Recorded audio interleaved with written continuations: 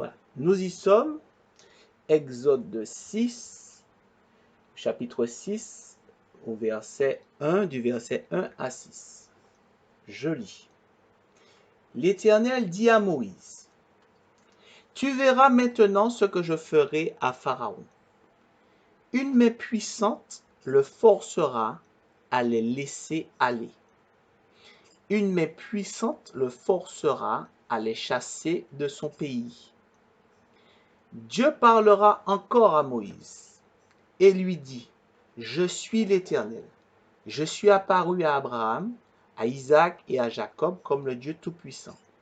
Mais je n'ai pas encore été connu d'eux sous mon nom, Éternel. J'ai aussi établi mon alliance avec eux pour leur donner le pays de Canaan, le pays de leur pèlerinage, dans lequel ils ont séjourné. J'ai entendu les gémissements des enfants d'Israël, que les Égyptiens tiennent en servitude, et je me suis souvenu de mon alliance. C'est pourquoi, dis aux enfants d'Israël, je suis les... Donc, dans ces versets, du moins, dans l'Exode 6, on voit que Dieu entend des gémissements. Il entend des cris d'un peuple qu'il connaît, d'un peuple avec qui ses ancêtres, avec qui il a fait alliance avec ses ancêtres. Nous savons que c'est un Dieu d'éternité. Donc, il ne va pas se démentir lui-même. Et quand il fait alliance sur des générations. Donc, la signature de Dieu, c'est l'éternité, la vie éternelle. À ce moment,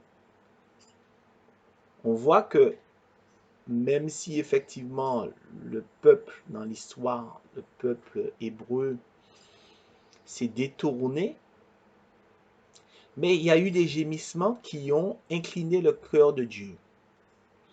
Et à ce moment, au moment où Dieu lui-même dans sa personne, et on voit qu'on a affaire à une personne, et non à une divinité qui, on va dire, qui n'a pas d'expression, qui n'a pas sa personnalité. On voit que là, on voit qu'on a affaire à une personne. Et que cette personne entend des cris, et à un moment, malgré certaines injustices, certaines fautes, tout comme un père peut redevenir indulgent vis-à-vis de son fils, eh bien, Dieu le montre. Donc, il redevient indulgent, il offre à nouveau la compassion. Il fait preuve de compassion. Et cette compassion s'exprime du fait que il faut donc une puissance. Quelque part, on voit que l'erreur du peuple l'a plongé dans quelque chose. Et pour en sortir, il faut de la puissance. On veut sortir d'une situation difficile, mais pour s'en sortir, il faut une certaine puissance. Et ça, c'est la vérité, c'est la réalité spirituelle et qui se manifeste concrètement. Quand vous avez un enfant qui tombe dans la drogue,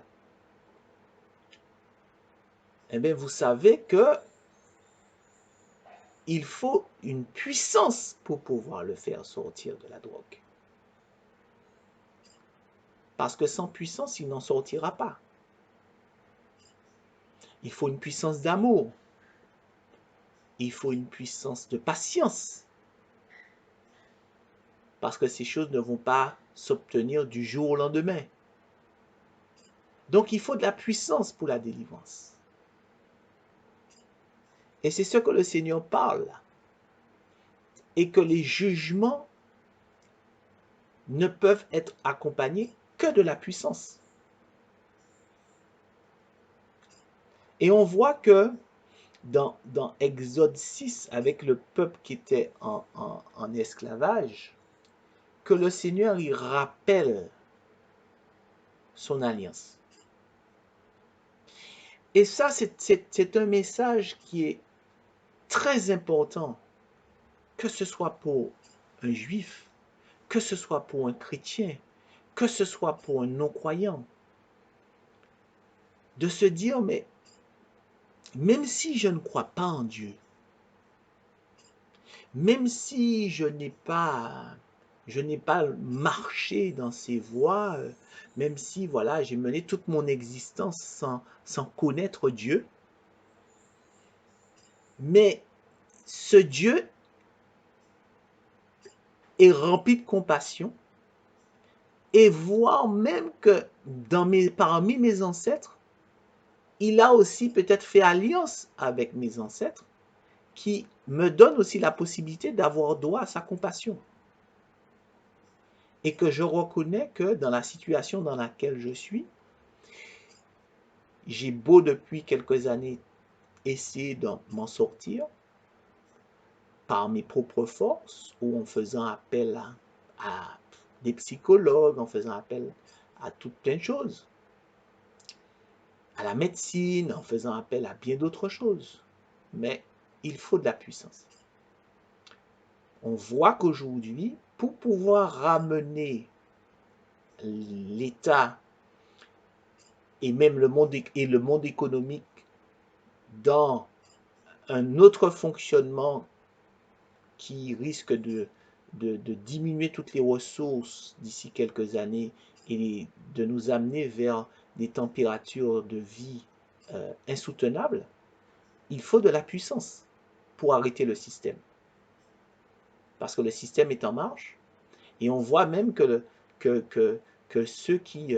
le président Trump, dès le départ, il a pris une position en disant mais non, l'économie américaine, c'est ça qui est prioritaire. Et aujourd'hui, eh bien, voilà, il est revenu sur sa position parce que le jugement de Dieu agit avec puissance et que tout genou est obligé de fléchir. Vous avez de même pour l'Angleterre. L'Angleterre avait pris une position au départ par rapport au coronavirus de se dire, voilà, pour l'instant pas de confinement, laissons les personnes aujourd'hui se faire à ce virus de telle sorte que le système immunitaire par eux-mêmes, voilà. Donc, en somme, voilà, continuons notre mode de fonctionnement. Mais ce n'est pas ce que Dieu dit. Il dit que tout genou est obligé de fléchir. Toutes les nations sont obligées de fléchir. Et Londres représente dans la Bible anciennement ce qui est Tyr. Donc, vous pouvez lire les prophéties qui ont été prononcées sur Tyr par rapport à toute la richesse. Donc, Tyr, Londres aussi s'est positionné, mais au bout du compte, il est obligé de fléchir. Donc, le fléau atteint, va atteindre, là on voit dans le passage par rapport à l'Exode, va atteindre le Pharaon. Et nous allons voir justement quel a été le comportement de ceux des opposants, de ceux qui ont pris le bon parti et de ceux qui n'ont pas pris le bon parti pour en tirer expérience. Parce que l'expérience des pères sauve la vie des enfants. expérience bonne ou mauvaise. Donc, il est bon d'aller voir, suite à ça, quelle a été la réaction des uns et des autres pour en tirer expérience. Allons-y, allons voir dans Exode 7 ce qu'il en a été. Déjà du côté de Pharaon, qui nous pouvons faire la similitude avec nos dirigeants, les dirigeants des nations. Allons-y, Exode 7, on va lire du verset 1 à 4. Allons-y, lisons Exode chapitre 7 du verset 1 au verset 4. L'Éternel dit à Moïse, « Vois, je te fais Dieu pour Pharaon, et Aaron ton frère sera ton prophète. » Prophète veut dire porte-parole. « Toi, tu diras tout ce que je t'ordonnerai, et Aaron ton frère parlera à Pharaon pour qu'il laisse aller les enfants d'Israël hors de son pays. Et moi, j'endurcirai le cœur de Pharaon et je multiplierai mes signes et mes miracles dans le pays d'Égypte. Pharaon ne vous écoutera point. Je mettrai ma main sur l'Égypte et je ferai sortir du pays d'Égypte mes armées, mon peuple, les enfants d'Israël, par de grands jugements. Voilà. Déjà, à la lecture de l'Exode 7, du verset 1 à 4, on voit que Dieu, l'Éternel, ordonne à Moïse de parler pour annoncer les choses. D'un côté, il ordonne de parler, mais de notre côté, c'est lui-même qui dit aussi qu'il va endurcir le cœur de Pharaon.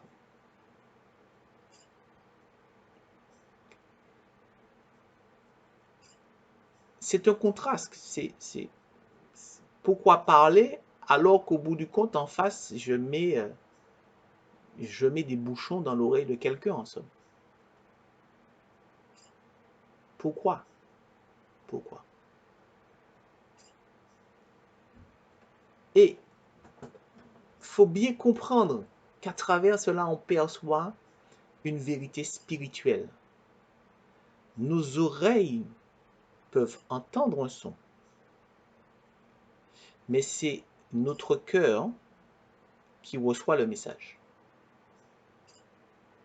Nos oreilles entendent la parole de Dieu, mais c'est notre cœur qui reçoit le message de Dieu. Et Dieu dit, j'endurcirai le cœur de Pharaon.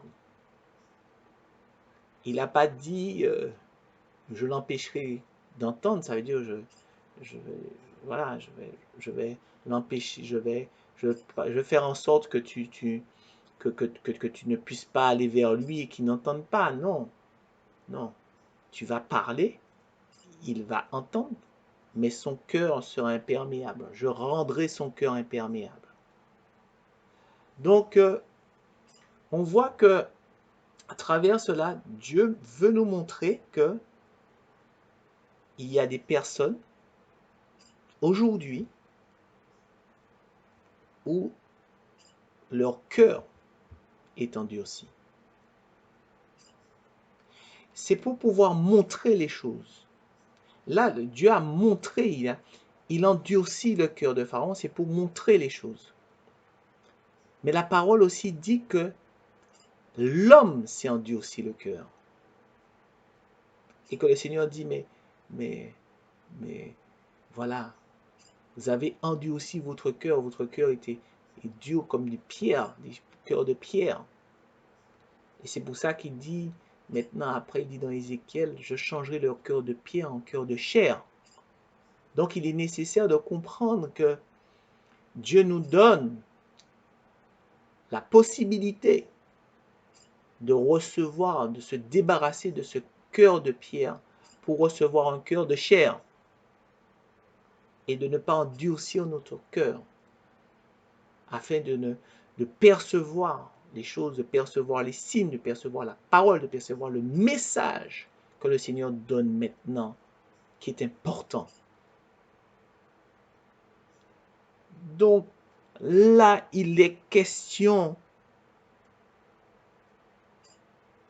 que les dirigeants, d'autant plus qui ont la responsabilité de la nation,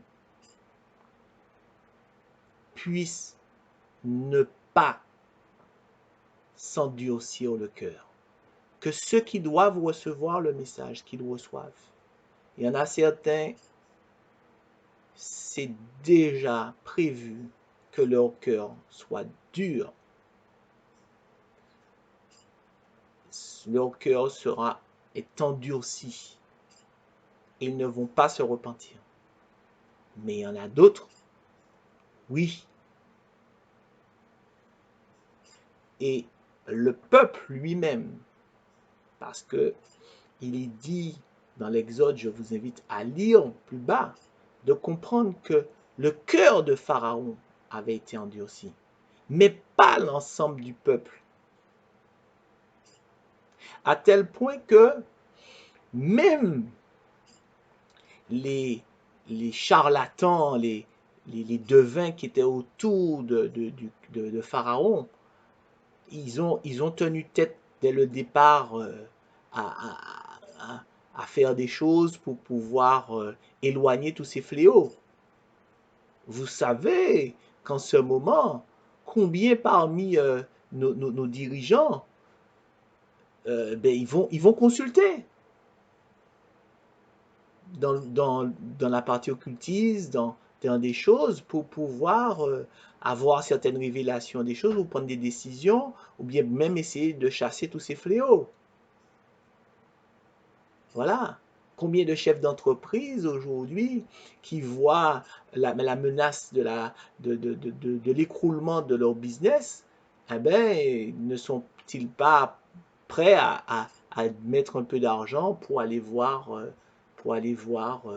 des gens qui sont du côté obscur pour essayer de, de préserver leur business. Tout ça, c'est prévu. Mais Dieu montre que même ces personnes ont plié le genou. À un certain moment, face à la... Ils ont reconnu que l'Éternel est l'Éternel. Et que il faut s'incliner en ça. Il faut s'humilier devant le Dieu des dieux. Il n'y a pas d'autre Dieu, il n'y a pas d'autre Dieu, c'est le seul Dieu. Voilà. Et vous savez, j'ai une amie qui a vécu les moments en Haïti et elle témoignait, et elle a vécu, des choses difficiles dans le tremblement de terre ou sa propre famille. Et à la sortie, elle disait que même ceux qui pratiquaient le vaudou, qui étaient des sorciers et autres, se sont repentis et ont crié à Jésus. Donc, et vous voyez que le peuple est sorti, le peuple hébreu est sorti d'Égypte, et à leur sortie, je vous invite à lire plus bas, le peuple égyptien a offert des dons, a donné de l'argent, de l'or au peuple hébreu.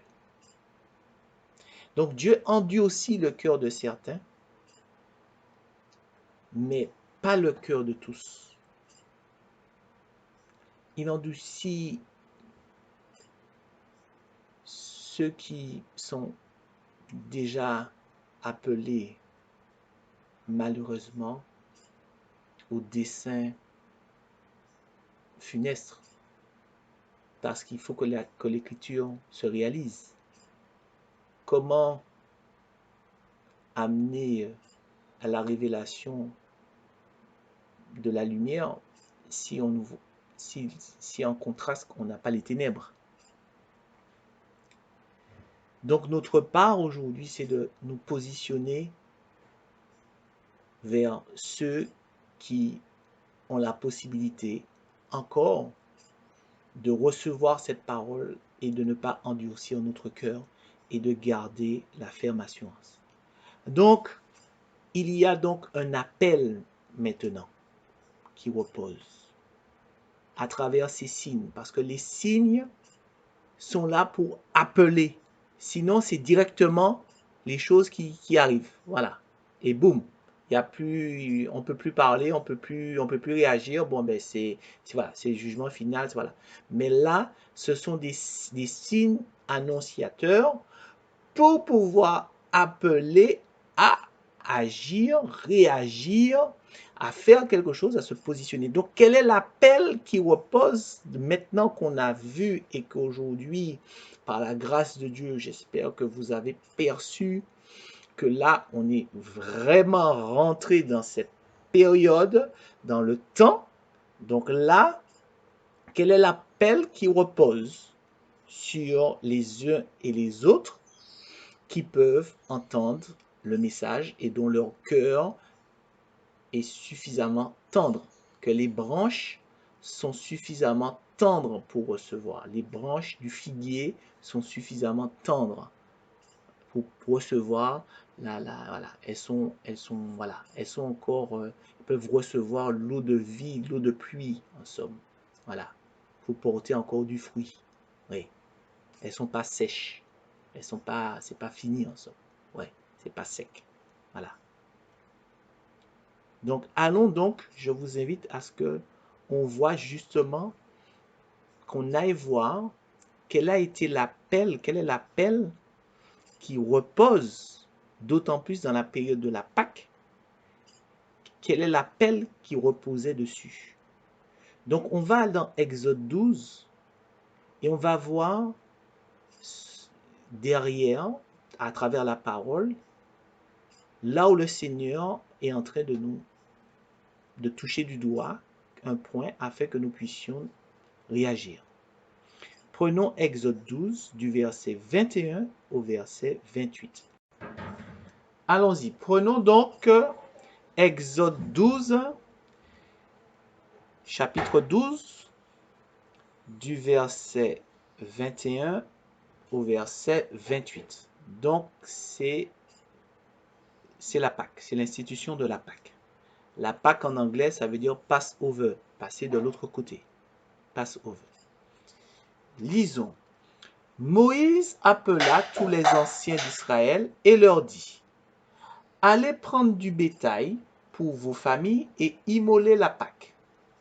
Vous prendrez ensuite un bouquet d'hysope, vous le tremperez dans le sang qui sera dans le bassin, et vous toucherez le linteau et les deux portes et les deux poteaux de la porte avec le sang qui sera dans le bassin. Nul de vous ne sortira de sa maison jusqu'au matin. Quand l'Éternel passera pour frapper l'Égypte et verra le sang sur le linteau et sur les deux poteaux, l'Éternel passera par-dessus la porte et il ne permettra pas aux destructeurs d'entrer dans vos maisons pour frapper. Vous observerez cela comme une loi pour vous et pour vos enfants à perpétuité. Quand vous serez entrés dans le pays que l'Éternel vous donnera selon sa promesse, vous observerez cet usage sacré. Et lorsque vos enfants vous diront que signifie pour vous cet usage, vous répondrez: c'est le sacrifice de la Pâque en l'honneur de l'Éternel qui a passé au-dessus les maisons des enfants d'Israël en Égypte, lorsqu'il frappa l'Égypte et qu'il sauva nos maisons. Le peuple s'inclina et se prosterna, et les enfants d'Israël s'en allèrent et firent ce que l'Éternel avait ordonné à Moïse et à Aaron. Ils firent ainsi. Donc voici un verset qui, euh, qui, qui nous appelle à faire quelque chose, notre part. Dieu annonce les choses, des jugements, il lance les choses, et puis il demande en retour à ceux qui ont perçu les choses, leur part, ce qu'ils ont à faire en somme. Voilà. Qu'est-ce qu'ils ont à faire? Et là, on voit que Moïse il dit à Moïse de dire au peuple, voilà, là, chronologiquement, première des choses, vous allez prendre un agneau, voilà, l'égorger, récupérer le sang, et ensuite vous allez le répandre sur les linteaux et sur les portes, sur les poteaux des portes, en signe, voilà, de l'alliance. Donc le sang, nous savons que le sang, c'est le signe de l'alliance, en somme. Depuis, dans l'histoire et autres, auparavant, quand deux personnes scellaient leur alliance et autres, ils faisaient couler un peu de leur sang et puis ils mélangeaient leur sang pour pouvoir, voilà, acter des choses. Ou même des documents, des fois, on mettait un peu de sang dessus pour acter, en somme. Et c'est pour ça qu'après est venu le sceau avec de l'encre rouge, le rouge du sang. Donc, donc la symbolique de la représentation du sang sur les linteaux, c'est l'alliance.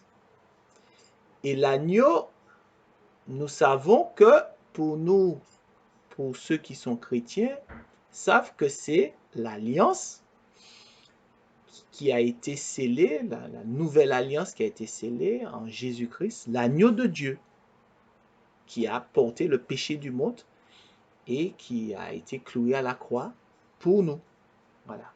Et ça, donc, cette Pâque où le fléau, les premiers fléaux est en train de se manifester, il y a besoin, dans le premier geste, de revenir, de se remémorer de l'alliance qui a été faite et de rentrer à nouveau sous la couverture du sang de l'agneau, du sacrifice qui a été fait pour nous. Et regardez l'ordre. Une fois que le sang a été réparti sur les linteaux des portes et autres, sur le linteau et sur les poteaux, l'ordre, nul de vous ne sortira de sa maison jusqu'au matin. Vous voyez, Dieu pousse les choses à l'extrême afin que nous puissions entendre et comprendre. Beaucoup de pays sont en train de répéter beaucoup de messages. Restez chez vous. Restez chez vous. Ne sortez qu'en cas d'urgence. Restez chez vous. Et voir encore plus loin, certains départements et certains pays et autres, certaines villes ont décrété le couvre-feu. Ça veut dire que à partir d'une certaine heure de la nuit jusqu'au lever du matin, personne ne sort. Si là, vous ne percevez pas encore le message que Dieu veut nous donner, que Dieu me donne encore la force et la patience encore de vous enseigner pour que véritablement vous puissiez comprendre qu'aujourd'hui, que nous devons rentrer sous la couverture, sous la protection, sous le repos Celui qui demeure sous l'abri du Très-Haut repose à l'ombre du Tout-Puissant. L'ombrage. Oui, le rejeton de David. Jésus.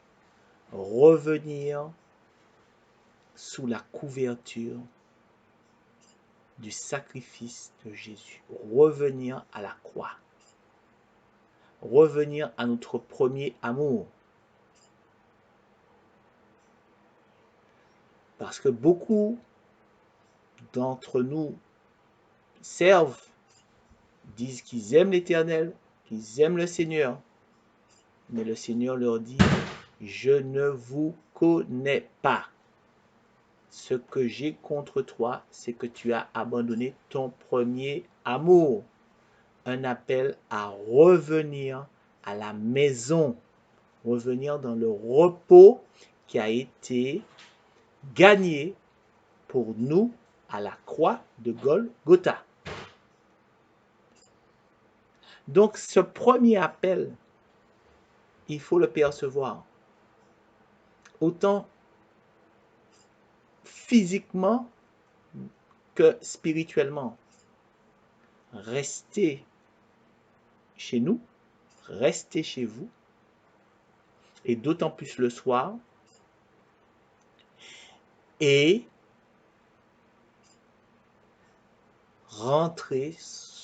revenir sur la couverture du sang de l'agneau. Ça veut dire que on n'est pas sauvé par soi-même. On a un sauveur, un maître, un seigneur, un rédempteur en la personne de Jésus. Et pour certains, le Messie à venir. Mais on a un sauveur.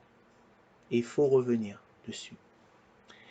Donc ça, c'est le premier appel. Voilà. On va descendre un peu plus bas chronologiquement pour voir ensuite qu'est-ce qui s'est passé. Parce que effectivement, il y a eu un jour où ils sont restés, ils ont mangé l'agneau pascal, et le lendemain, ils sont partis. Parce qu'ils ont dû manger à la hâte, ils ont dû manger debout, en position de partir. Donc on va voir maintenant, toujours dans l'Exode 12, on va voir du verset 31 au verset 33 ce qu'il en est. Allons-y. Donc lisons Exode 12 du chapitre 12 du verset 31 au verset 33. Dans la nuit même, donc le jour où l'ange de mort est passé et a touché les premiers-nés, il est dit dans la nuit même, Pharaon appela Moïse et Aaron et leur dit, levez-vous, sortez du milieu de mon peuple, vous et les enfants d'Israël. Allez, servez l'Éternel, comme vous l'avez dit, prenez vos brebis et vos bœufs, comme vous l'avez dit, allez et bénissez-moi. Les Égyptiens pressaient le peuple et avaient hâte de le renvoyer du pays, car ils disaient, nous périrons tous. Donc là, dans ce verset, on voit que maintenant, le peuple hébreu est poussé de sortir du milieu de l'Égypte. Il est poussé.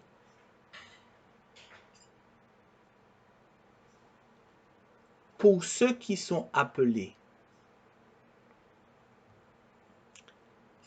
à servir, à rentrer dans l'année du ministère, on ne peut pas rendre ministère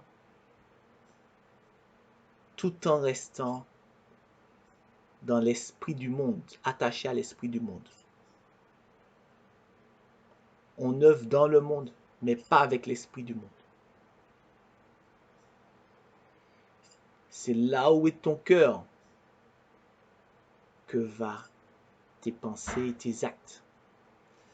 Donc, tant que le cœur est encore attaché aux choses du monde, on ne peut pas servir. Là, c'est justement, Dieu donne un coup de pouce. Comme on a du mal, pour certains, on a du mal à sortir de la convoitise de ce monde, eh bien, on ne sera plus profitable à ce monde.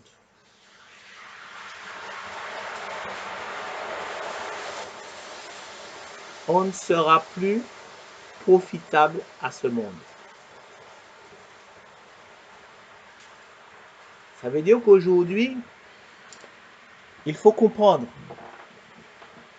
que pour ceux qui s'investissaient à fond dans leur travail, à fond dans leur business, mais qui sont aussi appelés depuis fort longtemps à entrer dans leur ministère, je vous le dis,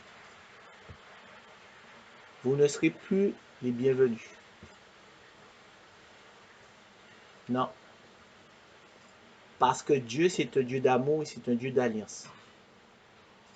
C'est parce qu'il a fait alliance avec lui-même qu'il va forcer justement vos employeurs à vous faire lâcher prise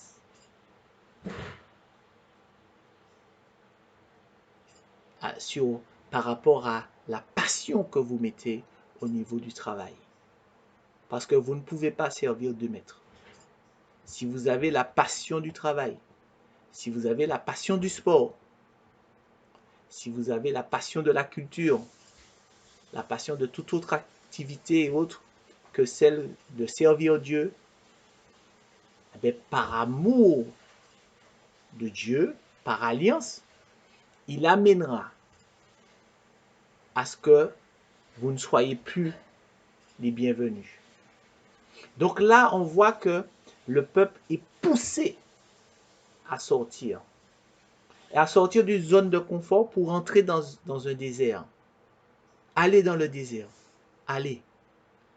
Et puis, en partant, bénissez-moi par la même occasion.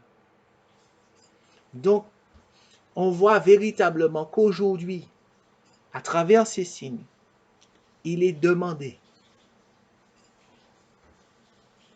à ce qu'on parte. Ce message est autant destiné aux chrétiens, je le répète, aux juifs et aux non-croyants.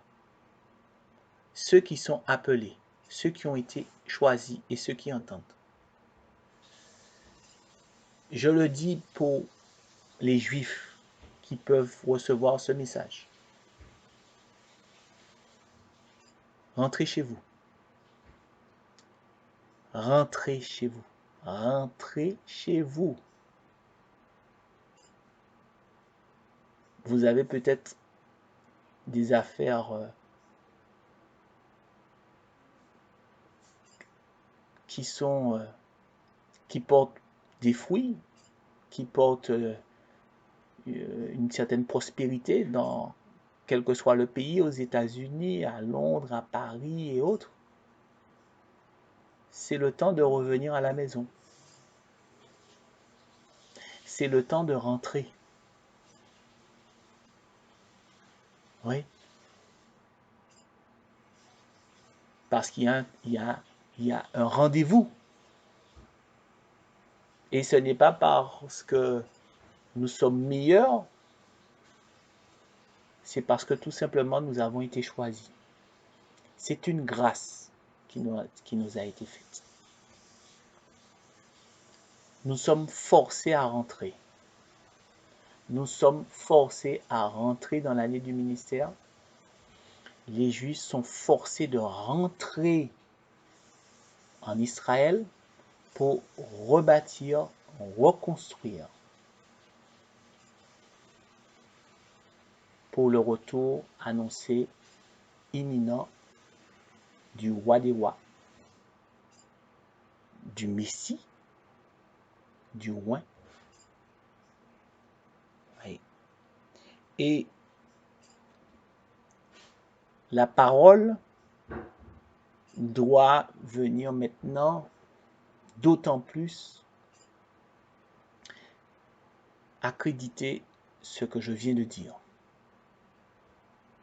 Je vous invite à aller dans Zacharie pour voir si ce que je dis est bien en lien avec la parole de Dieu. Zacharie, allons dans Zacharie au chapitre 2, on va lire du verset 5 à 13. Oui, voilà. Donc, prenons plus précisément depuis le verset 3. Zacharie au chapitre 2, on va prendre à partir du verset 3 et on va lire normalement jusqu'au verset 13. Et voici, l'ange qui parlait avec moi s'avança et un autre ange vint à sa rencontre. Il lui dit, cours, parle à ce jeune homme et dis, Jérusalem sera une ville ouverte à cause de la multitude d'hommes et de bêtes qui seront au milieu d'elle. Je serai pour elle, dit l'Éternel, une muraille de feu tout autour, et je serai sa gloire au milieu d'elle. Fuyez, fuyez du pays du septentrion, ou pour certaines versions, c'est du pays du nord. Sauve-toi, dit l'Éternel, pardonnez-moi, car je vous ai dispersés aux quatre vents des cieux, dit l'Éternel.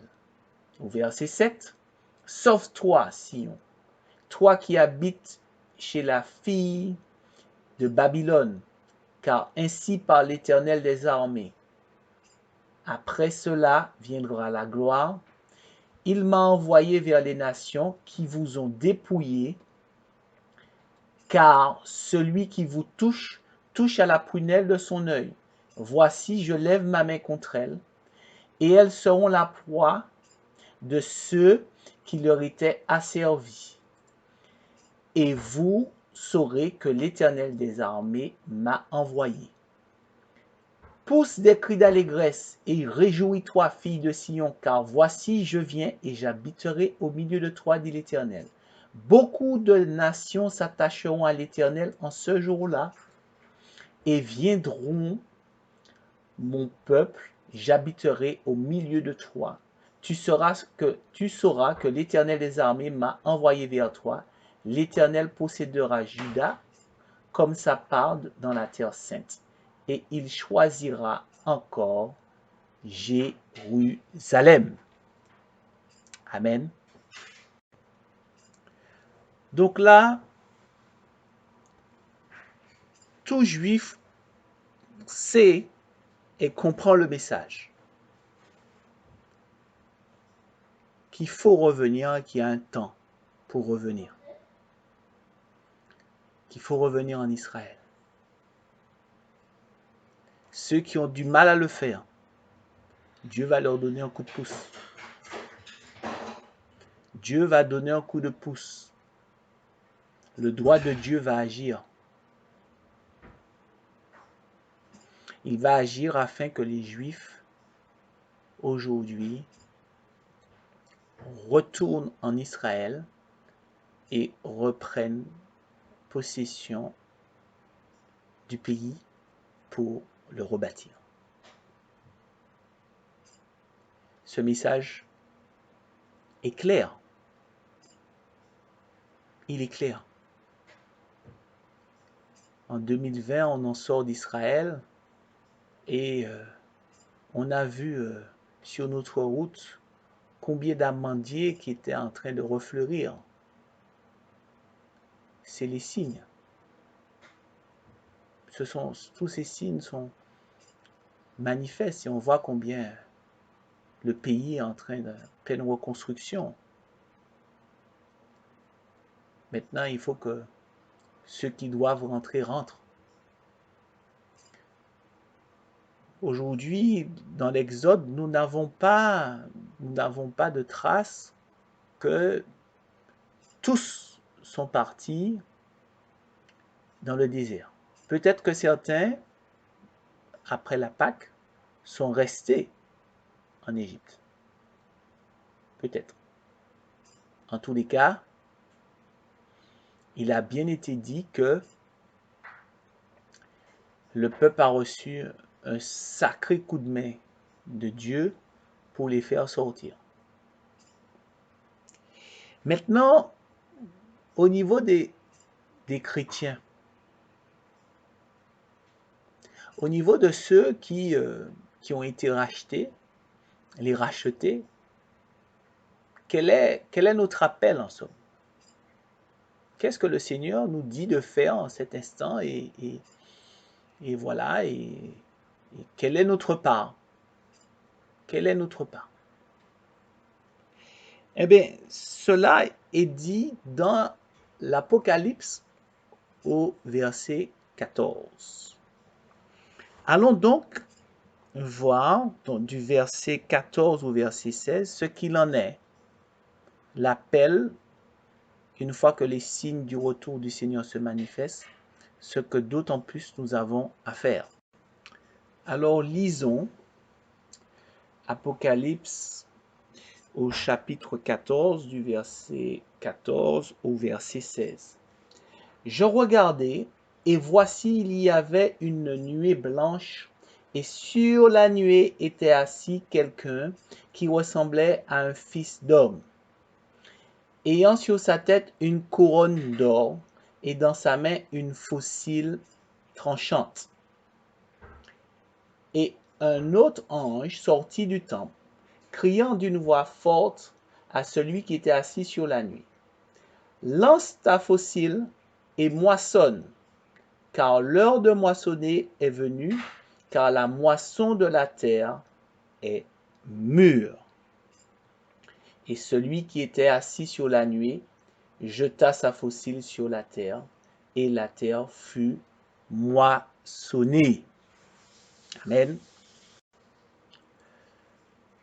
Donc, tout à l'heure, nous avons vu que le lancement des décrets d'application des jugements, des sceaux, c'était les 7 fléaux.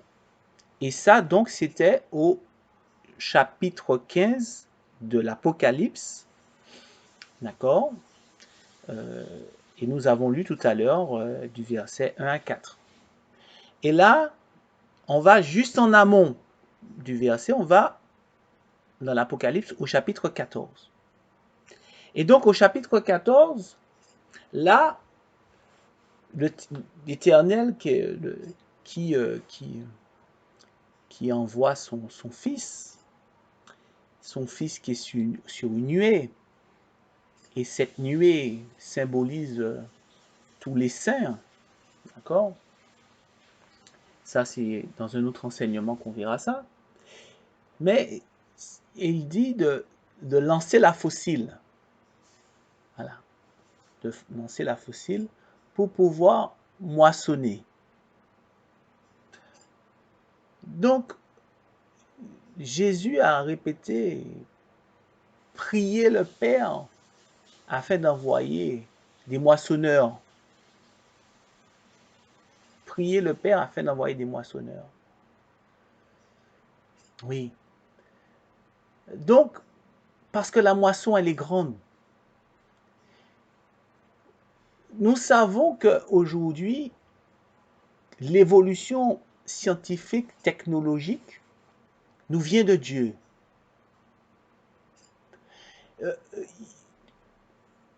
Toutes les découvertes, Internet a rendu accessible à tous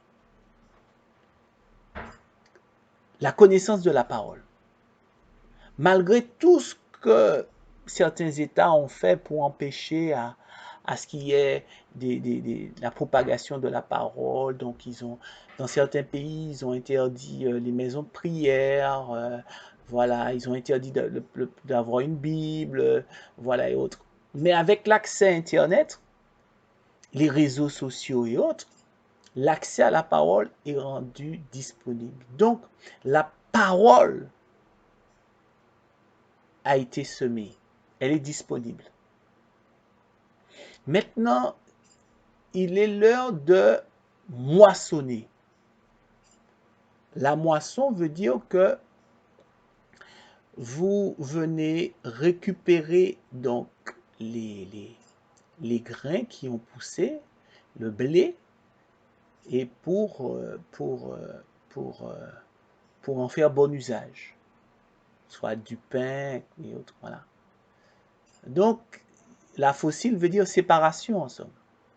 Ça veut dire là, elle coupe en somme. Donc, la terre a amené un germe, et de ce germe, vous venez avec une fossile et vous ôtez le germe, vous ôtez le blé, voilà, et vous l'élevez en somme. Ça sort de la terre et vous l'élevez, vous faites une pâte, voilà, et ensuite vous le mettez dans le four et après ça donne du pain. Voilà. Donc l'usage est venu en somme. L'heure est venue de l'usage. Donc jusqu'à l'heure, le blé était encore relié à la terre et autres, mais maintenant est venu le temps de l'usage. Voilà, le temps de l'usage. Donc, c'est le temps de moissonner. C'est le temps que ceux qui doivent rentrer dans le ministère rentrent, sortant des ailes voilà, comme l'apôtre Paul dit, mais vous êtes encore à l'heure d'être enseignés alors que vous auriez dû déjà être des maîtres.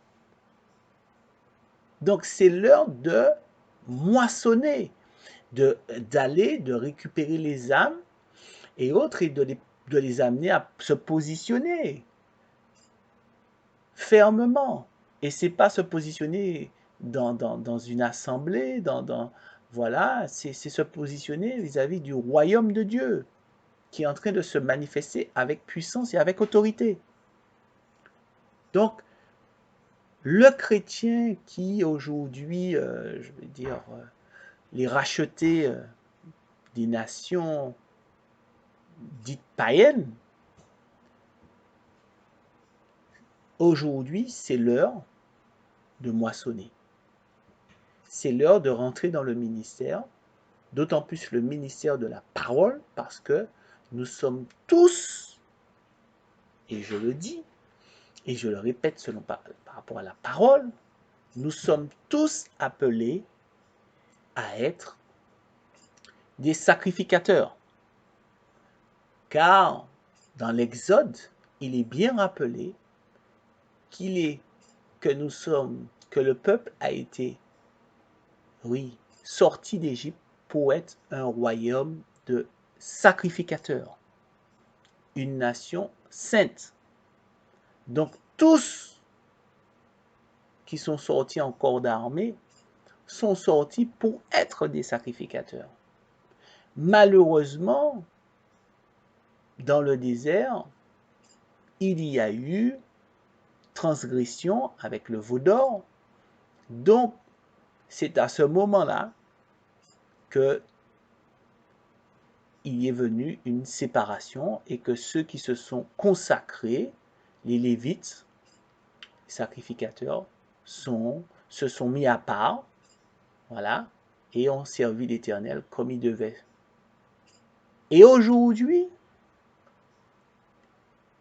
avec le sacrifice de l'agneau, de Jésus, notre Sauveur, il dit qu'il fait de nous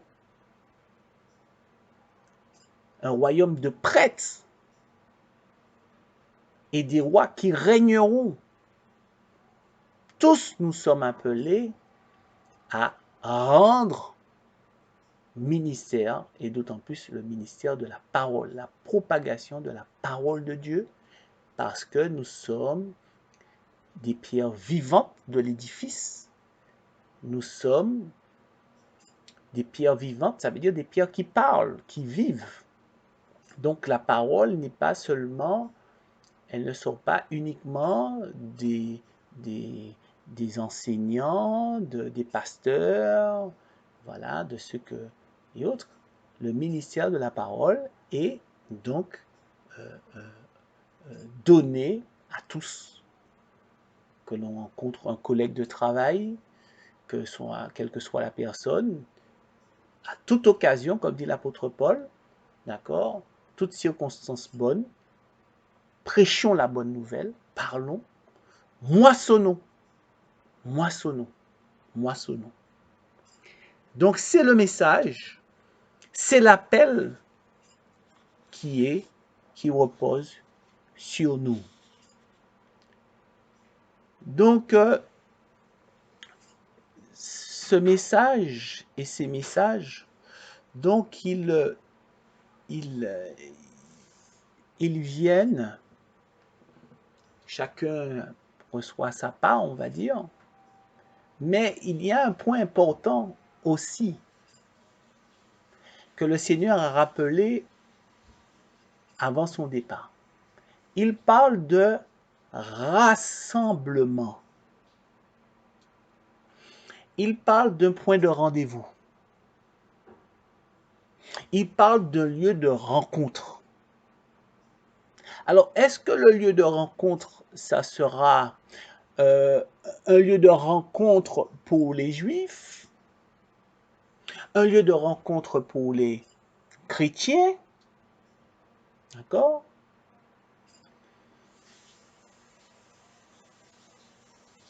Est-ce que ce lieu sera différent en somme?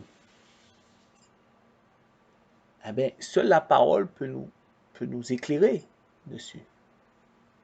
Est-ce que les Juifs d'un côté, les chrétiens de notre côté, et ça restera comme ça pour toujours?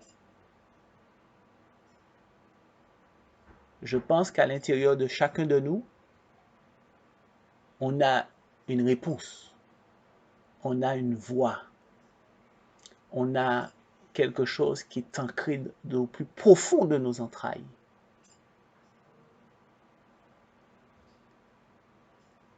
Un lieu unique.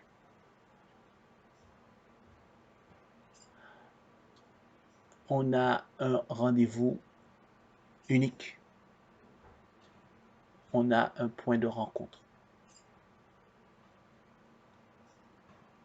Oui, on a un point de rencontre. Nous allons donc le voir parce que, vous voyez une chose, c'est que on a souvent, du moins d'autant plus les chrétiens, quand ils voient une pyramide ou un triangle, bon, souvent on fait référence à bon, l'Égypte, tout ça et autres. Mais je vous rappelle que Dieu, c'est lui qui a tout créé. Et voyez-vous, si vous prenez un triangle, voilà, juste sur une surface plane, vous n'avez qu'à prendre vos doigts. Voilà. Vous prenez votre pouce et votre majeur. Voilà, majeur. Voilà. Et aussi, au-dessus, vous mettez l'index. Voilà. Si vous avez donc 3 points, si ces 3 points doivent converger, faites vos 3 doigts converger, d'accord? Là, ils ne forment qu'un seul point. Si vous essayez de faire que 2 points se rencontrent, d'accord? Ok? Vous voyez que le pouce reste de son côté. Si vous faites l'index qui va vers le pouce, l'autre reste de côté. Par contre, si vous voulez faire l'ensemble se rejoindre, vous voulez faire un point, un seul point, les trois doivent se rencontrer. D'accord? Donc les trois se rapprochent. Donc notre Seigneur, qui peut être symbolisé par l'index, d'accord, qui est en haut. Le pouce qui peut être symbolisé par soit le peuple d'Israël ou les rachetés, le majeur, voilà, pour ne choquer personne. Voilà. Maintenant, l'important, c'est de comprendre que le Seigneur a prévu son retour, donc il va de nouveau, on va dire, physiquement, puisque dans la dimension qu'il le fait, puisque son esprit est là avec nous tous, puisqu'il a dit qu'il répandrait de son esprit sur toute chair. Donc son esprit est là. Mais maintenant, le point de rencontre de son retour dont il a parlé, donc lui, il vient. Mais il vient pour la rencontre. Et cette rencontre se fait avec les deux autres, pour ne former qu'un seul point qui est l'unité. Et là, je vais donc vous le montrer par la parole avant de terminer et de clôturer sur ce message. Alors prenons Zacharie 8 et pour faire le lien avec l'Apocalypse, on va prendre aussi l'Apocalypse 21. Voilà, donc on prendra Zacharie 8 et on prendra aussi l'Apocalypse 21 pour montrer ce point de rencontre. Allons-y. Voilà, donc prenons donc Zacharie, comme je disais, au chapitre 8, et commençons par, les versets 1 à 2.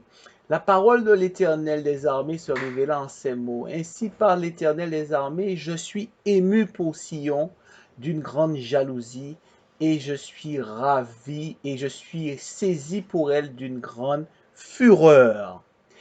Allons maintenant au verset 7 et au verset 8, 7 à 8. Ainsi parle l'Éternel des armées. Voici, je délivre mon peuple du pays de l'Orient et du pays du soleil couchant. Je les ramènerai, ils habiteront au milieu de Jérusalem, ils seront mon peuple et je serai leur Dieu avec vérité et droiture. Allons au verset 13.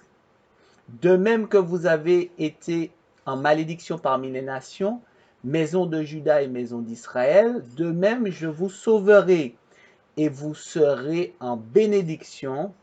Ne craignez pas et que vos mains se fortifient.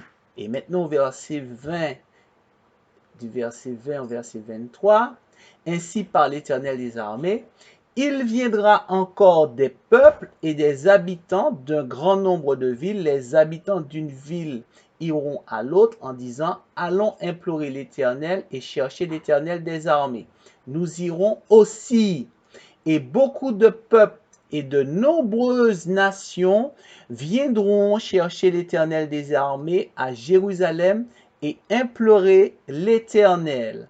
Ainsi parle l'Éternel des armées. En ces jours-là, 10 hommes de toutes les langues des nations saisiront un juif par le pan de son vêtement et diront, nous irons avec vous car nous avons appris que Dieu est avec vous.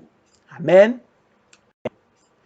Et donc, lisons aussi l'Apocalypse au chapitre 21, Apocalypse verset 21 et du chapitre 1 au verset 5.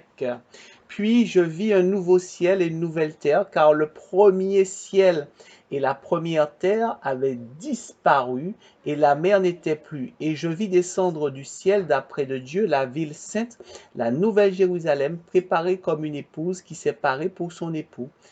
Et j'entendis du trône une forte voix qui disait, voici le tabernacle de Dieu avec les hommes, il habitera avec eux, et ils seront son peuple, et Dieu lui-même sera avec eux.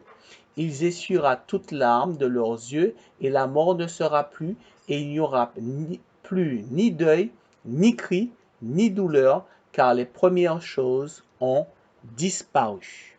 Amen. Donc voilà, pour conclure, après avoir lu ces deux versets de Zacharie 8 et de l'Apocalypse, où Zacharie, il est bien précisé que le lieu de rencontre est cette terre sainte, dit, et ce lieu, cette ville, la ville Jérusalem, cette ville qui est si symbolique, ville de David, le Seigneur est fidèle à sa parole. Et tout ce qu'il fait rentre dans le cadre de sa parole. Donc le retour est programmé. Le rendez-vous est programmé. Les signes ont commencé. Le jugement a été prononcé. Les fléaux sont lancés. Donc les appels sont là. Appel au ministère, appel au premier amour, appel à la reconstruction pour certains, pour d'autres, appel au rassemblement pour tous, à l'unité. Donc, nous pouvons comprendre que ce n'est plus l'heure des barrières de religion.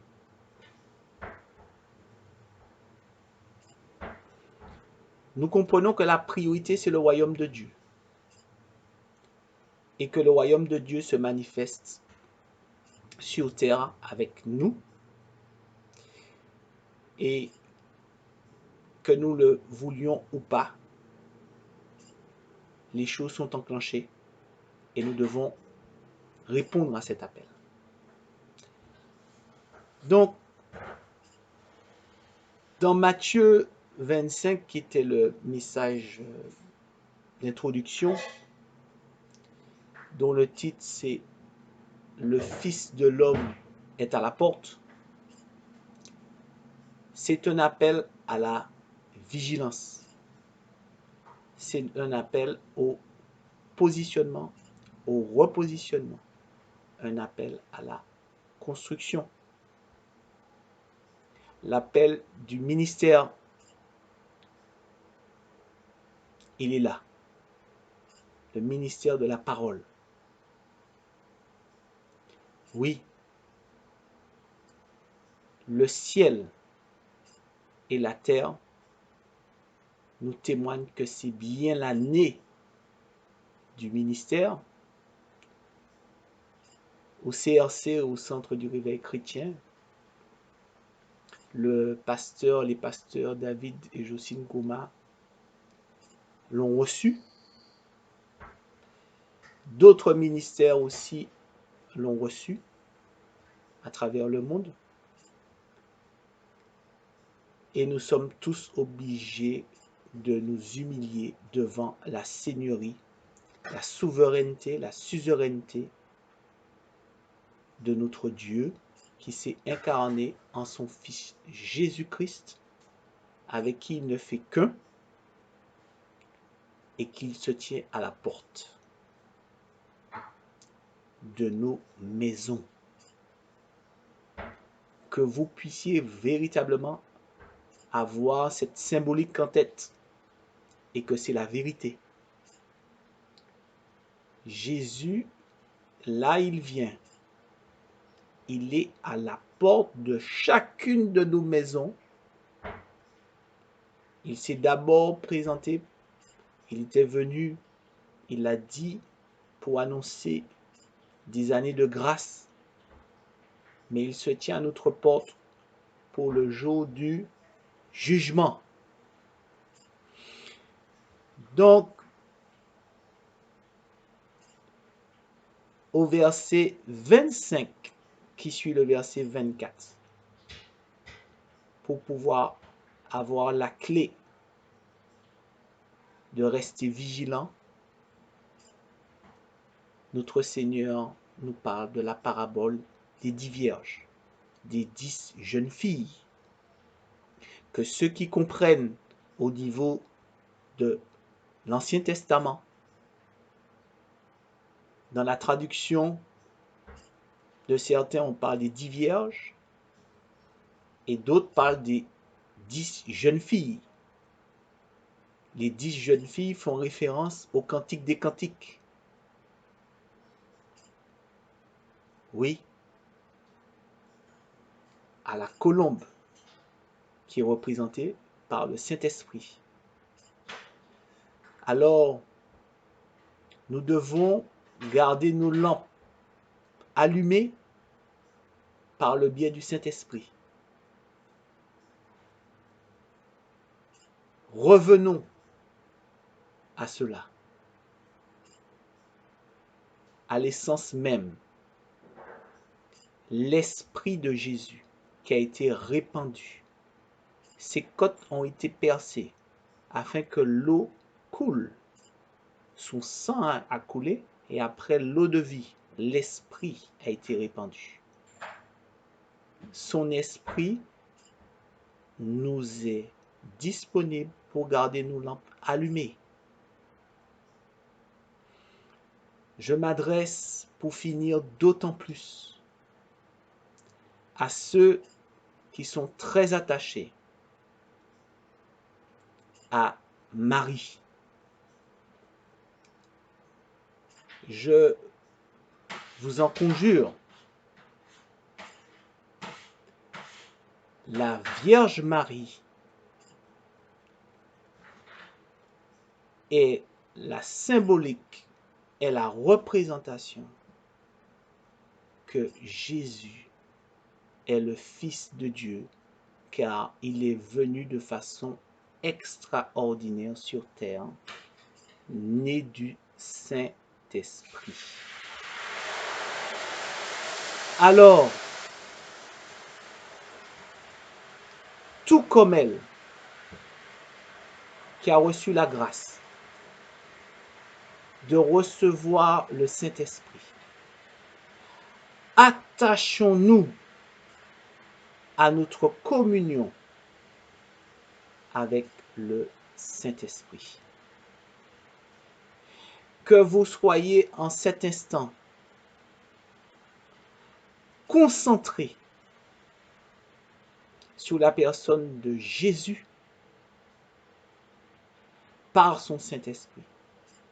Et la révélation de toute autre chose vous sera donnée. Il n'est plus l'heure de faire barrière sur des petites choses qui ne peuvent freiner le plan de Dieu pour nous. Alors, recevez, accueillez le Saint-Esprit. Vendez ce que vous avez, s'il le faut, pour pouvoir garder votre communion avec le Saint-Esprit.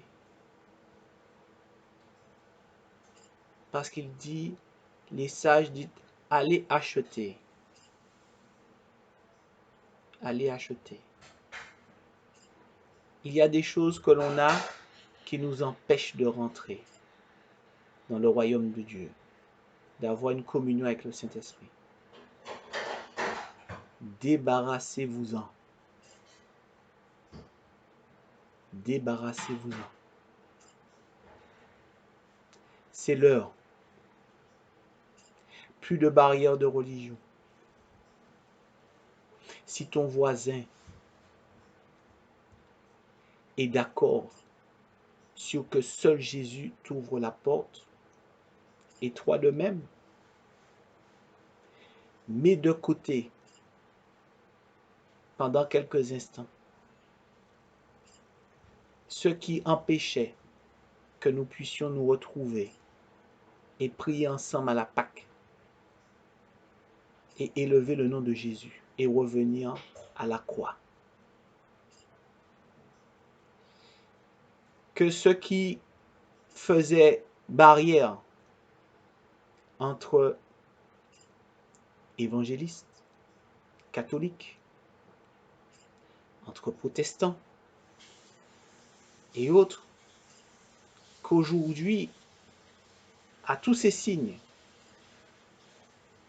qui sont manifestes, que l'on se concentre sur la personne de Jésus et qu'on répande encore son sang sur nos cœurs, sur les linteaux et les portes de nos cœurs.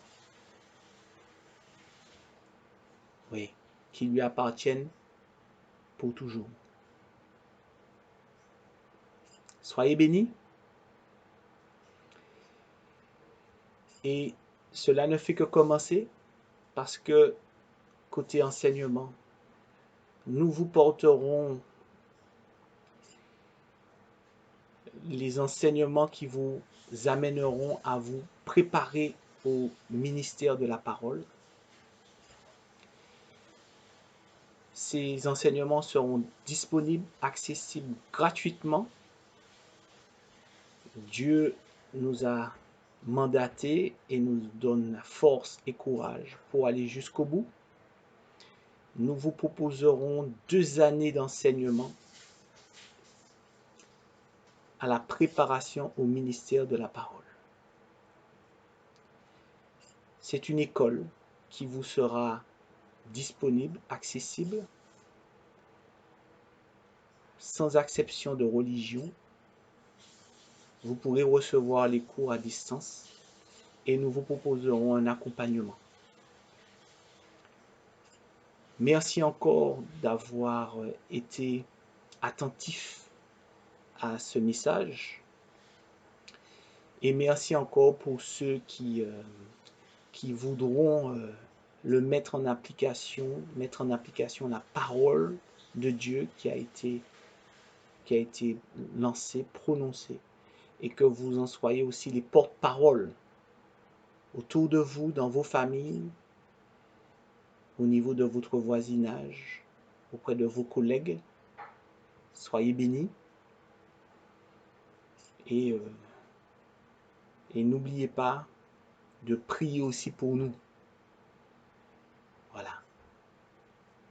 Alors que la personne du Seigneur Jésus-Christ reçoive encore toute la gloire, toute l'élévation pour ce temps, pour ce message qu'il a voulu nous transmettre. J'en suis personnellement au bénéfice richement et je vous dis à tous à bientôt avec l'école de préparation au ministère de la parole. Soyez bénis.